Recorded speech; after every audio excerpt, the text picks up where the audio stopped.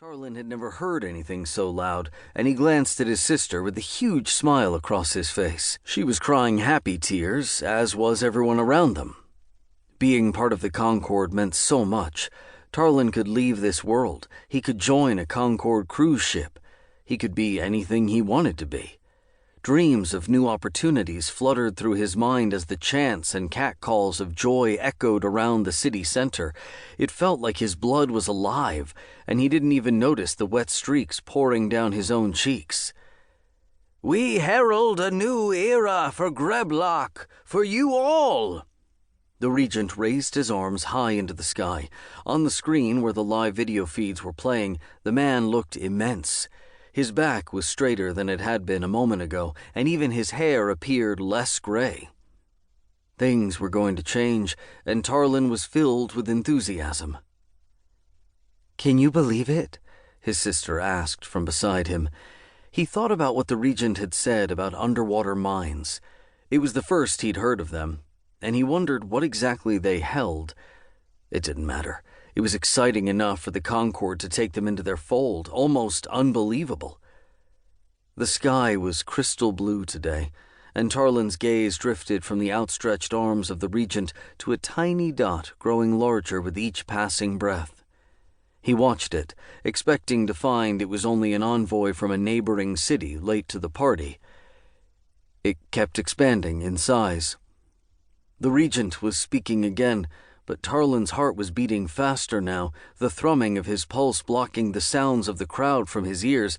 His sister tapped his shoulder, and he turned to her wonderful smiling face. Tarlin pointed to the incoming object, and Belna followed his finger, her mouth opening wide as she saw it. Dozens more of the dots emerged from the sky, each coming incessantly, filling Tarlin with dread. He shouted for the guard's attention, but the man was watching the regent with fascination. The entire crowd was captivated by the speech, and Tarlin didn't think anyone else had spotted the invasion.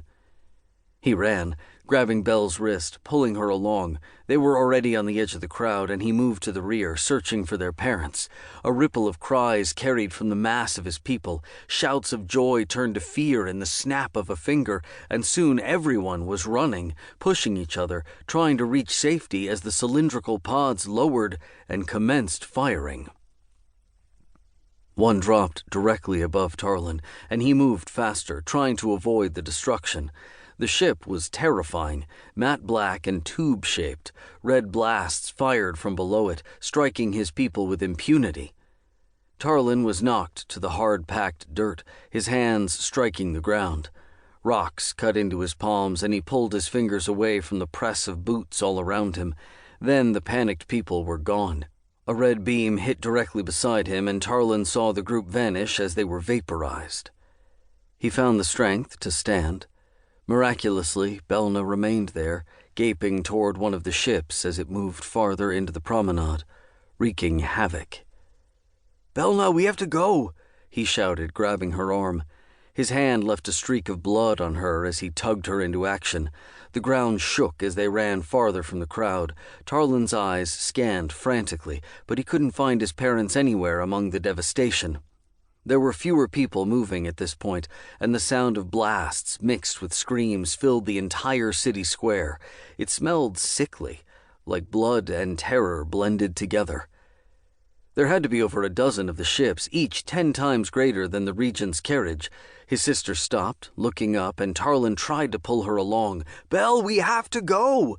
he shouted, losing hold of his sister's arm. He glanced to the sky, where one of the cylinders lowered a few steps from them. "Tarlin!" Belna cried, but Tarlin was pushed aside, knocked to the ground. He scrambled to his feet to avoid being crushed by the running people. Loud, angry pulses tore through the skies, tearing apart the stage. The regent was visible on the huge screen, and Tarlin peered over in time to see the man running as a beam cut through the stage, gashing the regent to pieces.